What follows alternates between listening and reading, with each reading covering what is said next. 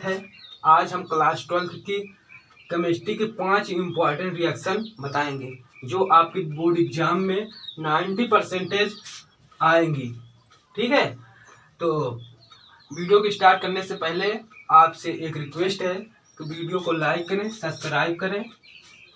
ठीक है, चलिए मैं आपको पहली रिएक्शन स्टार्ट करता हूँ। ठीक है, आपकी पहली रिएक्शन क्या है? डार्जन अभिक्रिया क्या है? ठीक है, डार्जन अभिक्रिया क्या है? डार्जन रिएक्शन। हाँ, ठीक है। जब जब किसको, जब एल्कोहल को आपको मालूम होना चाहिए। एल्कोहल को किससे प्रदर्शित करते हैं? ROH। ठीक है, ये एल्कोहल का सम्मान सूत्र है। जहां R एल्किल समूह है। ठीक है, जब एल्कोहल को किसके उपस्थिति में? कार्बन टेट्राक्लोराइड की उपस्थिति में। किसकी उपस्थिति में? कार्बन टेट्राक्लोराइड की उपस्थिति में थायोनिल क्लोराइड से अभिक्रिया कराते हैं। किससे? थायोनिल क्लोराइड से। आपको थायोनिल क्लोराइड का फार्मूला याद होना चाहिए। नहीं याद है तो आप स्क्रीनशॉट लेकर इसे आराम से याद कर सकते हैं। ठीक है, तो इससे अभिक्रिया कराते हैं। तो इसको मैं एल्किल समूह ही लिख देता हूँ, कोई भी लिख दो। ठीक है, C2H5 मैं लिख देता हूँ। C2H5 से अभिक्रिया कराते हैं तो एल्किल हाइलाइड बनता है। ठीक है, और आपका क्या बनता है? एक HCl बाहर होगा, है ना भैया, HCl। और एक आपका SO2 बनेगा, सोडियम सल्फर डाइऑक्साइड जिसको बोलते हैं। आपका इसे मैं नाम लिख देता हूं। ठीक है, थायोनिल क्लोराइड है।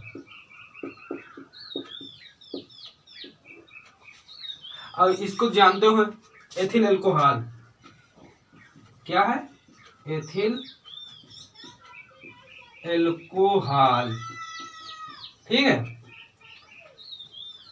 फिर से आपको मैं बता दे रहा हूं क्या लिखना है। अगर बोर्ड एग्जाम में पहली बार तो आपको क्या होता है इसे पूछ सकता है, क्या होता है जब एथिल एल्कोहल को थायोनिल क्लोराइड के साथ अभिक्रिया कराते हैं? किसकी उपस्थिति में? कार्बन टेट्राक्लोराइड की उपस्थिति। तो आपको लिखना है जब एथिल एल्कोहल को थायोनिल क्लोराइड के साथ कार्बन टेट्राक्लोराइड की उपस्थिति में अभिक्रिया कराते हैं तो एल्किल हाइलाइड बनता है। ठीक है, और यही अभिक्रिया डार्जन अभिक्रिया कहलाती है।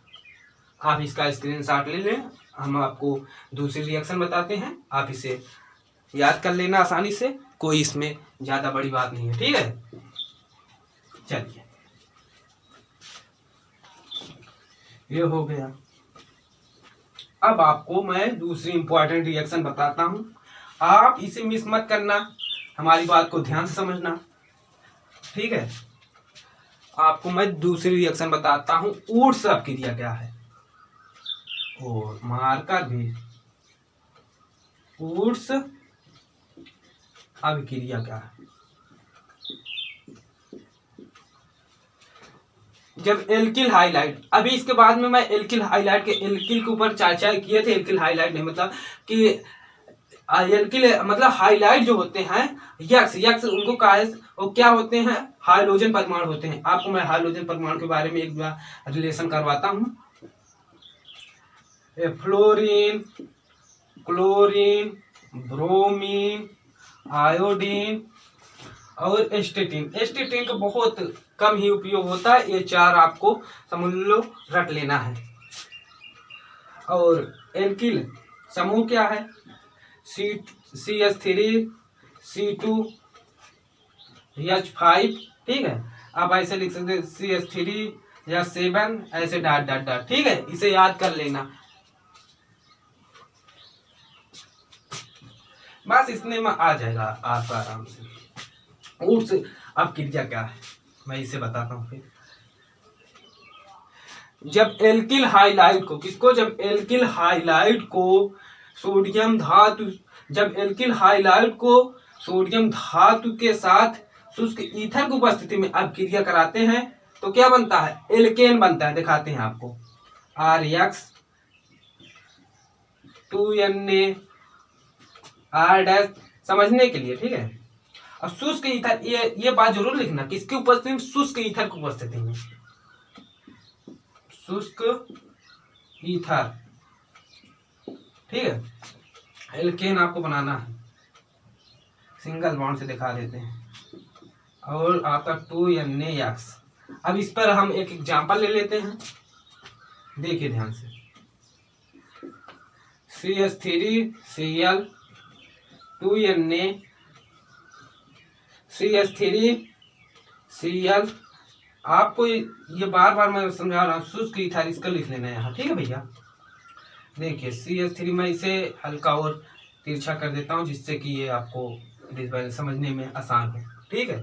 देखिए CH3 2NaCl, ठीक है। फिर से आपको ऊर्जा क्रिया समझाते हैं। ऊर्जा क्रिया किसी का अति इंपॉर्टेंट रिएक्शन है, वेरी इंपॉर्टेंट, समझ लेना, ठीक है। ये बोर्ड एग्जाम में 99% आएगी, ठीक है। जब एल्किल हाइलाइड को शुष्क ईथर की उपस्थिति में सोडियम धातु से अपक्रिया कराते हैं तो एल्केन बनता है। इसी प्रकार आपको लिखना, इसे ऊर्जा क्रिया कहते हैं, ठीक है। इसका स्क्रीनशॉट ले लीजिए, मैं दूसरी रिएक्शन लिखता हूं,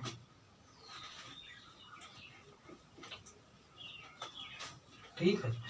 लगे रहना वीडियो के अंत तक, वीडियो को आराम से देखना। इसके बाद मैं चलता हूं, आपको कोल्बे स्मिट अपक्रिया बताता हूं। क्या बताता हूं?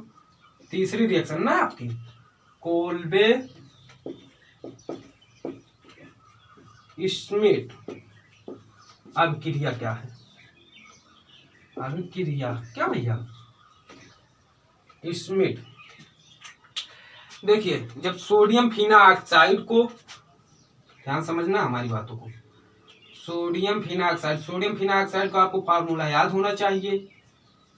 नहीं याद हो कोई बात नहीं, लेकिन याद कर लेना। का सोडियम फिनाऑक्साइड को कार्बन डाइऑक्साइड तो आप जानते हैं CO2 को 125 सेल्सियस, कितने सेल्सियस? 125 सेल्सियस ताप पर और उच्च दाब, जैसे आप 4 से 7 वायुमंडल ले सकते हैं, वायुमंडल, ठीक है। इसे गर्म करते हैं तो सैलिसिलिक अम्ल का, ध्यान समझना, सैलिसिलिक अम्ल का सोडियम लवण। अच्छा, इससे तो आप फेमस होंगे कि बेंजीन की रिंग है, तो यहाँ का एक H ये इसके साथ आकर ऐड हो जाएगा, OH आपका बना लेगा, और ये क्या बना लेगा? CONA, और दिख नहीं रहा, हल्का छोटा कर देते हैं, ठीक है भैया, समझ जाना, Na है आपका लिखा है।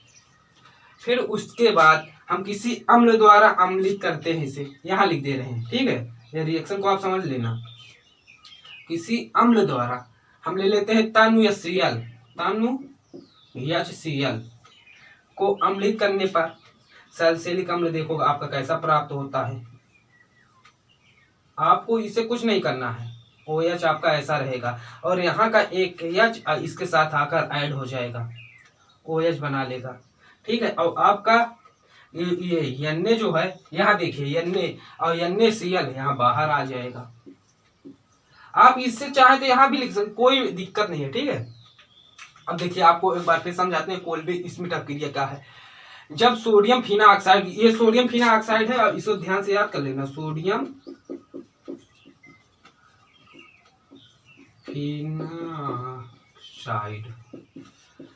फिनाऑक्साइड ये आपका ऐसे है, ठीक है। जब सोडियम फिनाऑक्साइड को कार्बन डाइऑक्साइड के साथ 125 सेल्सियस ताप पर और उच्च वायुमंडल दाब 4 से 7 ATM वायुमंडल दाब पर गर्म करते हैं तो सोडियम लवण, सैलिसिलिक अम्ल का सोडियम लवण बनता है। फिर उसके बाद तनु HCl द्वारा अम्लित करने पर सैलिसिलिक अम्ल बनता है, इसे सैलिसिलिक अम्ल कहते हैं, सैलिसिलिक अम्ल, ठीक है। इसका स्क्रीनशॉट ले लीजिए, हम चौथी रिएक्शन आपको बताते हैं, इसी रिलेशन में वो भी रिएक्शन है।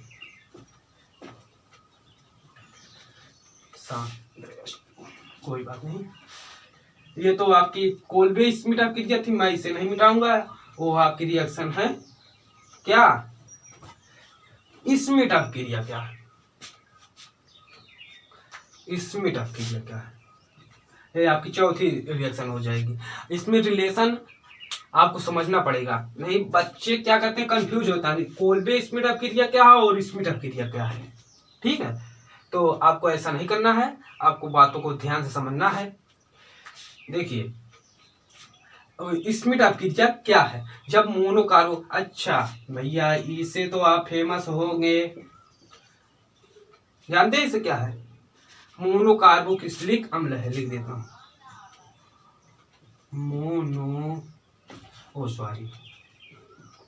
मोनोकार्बो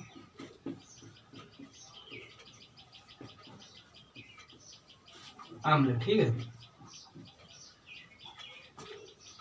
हाइड्रोजोइक अम्ल का सूत्र आपको याद होना चाहिए, नहीं याद है लेकिन याद कर लेना, मिस मत करना भाई प्लीज, आपसे रिक्वेस्ट है। को सांद्र H2SO4 की उपस्थिति में क्या होना चाहिए? सांद्र होना चाहिए, गाढ़ा होना चाहिए। SO4 की उपस्थिति में गर्म करते हैं तो प्राथमिक एमीन बनता है। क्या बनता है? प्राथमिक एमीन। और एक आपका क्या बनता है?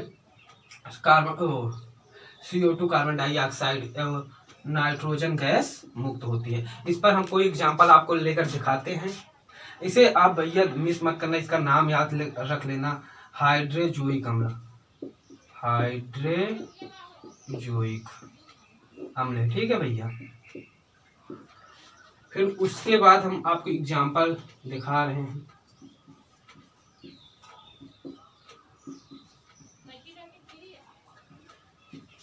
यहाँ आपको लिखना है क्या? सांद्र H2SO4।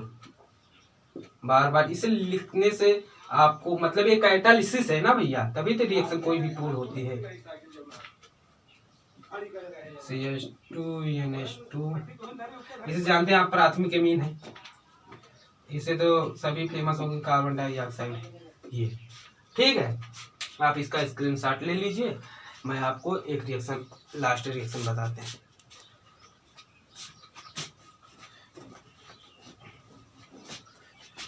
आपकी पांचवी रिएक्शन क्या है, कैसे है? बहुत फेमस रिएक्शन है ये, समझ लीजिए। फ्रीडेल, ये 5वीं रिएक्शन ना, फ्रीडेल क्राफ्ट, दिख नहीं रहा था तो कोई बात नहीं। फ्रीडेल क्राफ्ट अभिक्रिया क्या है? जब फिनाल को स्ट्रक्चर तो सभी लोगों को मालूम होना चाहिए, यहाँ बड़ा बनाते हैं हम आप लिए समझने के लिए आपको। फिनाल, ठीक है बच्चों, फिनाल को निर्जल एल्युमिनियम उत्प्रेरक सबसे पहले आपको बताना है, निर्जल होने चाहिए, मतलब जल रहित होना चाहिए। निर्जल एल्युमिनियम क्लोराइड को किससे? मेथिल क्लोराइड CH3Cl के साथ अभिक्रिया कराते हैं तो पैरा के साथ मुख्य उत्पाद क्या बनता है? फिनाल का पैरा क्रिसाल बनता है। देख लीजिए भैया, फिनाल को पैरा क्रिसाल, और इसको टाइलून भी बोलते हैं भैया, टाइलून। ठीक है, और एक यस, ठीक है बच्चों, समझ में आया कि नहीं?